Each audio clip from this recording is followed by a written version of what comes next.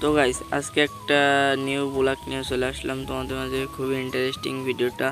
আজকের ভিডিওটা একটু অন্যরকম হবে, চলো দেখা যাক কি হয় ভিডিওটা।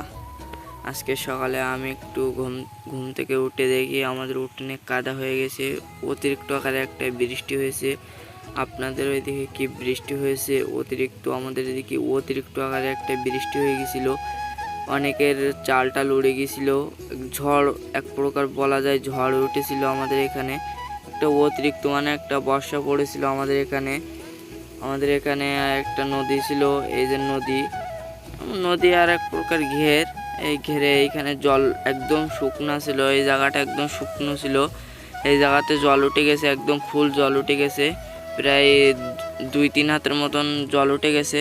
সোজা যে বাসাটা দেখছেন, বাসাটা ঝড়ে আর কি, যে ঝড় বৃষ্টি হয়েছে তার সে চাল উড়ে গেছে।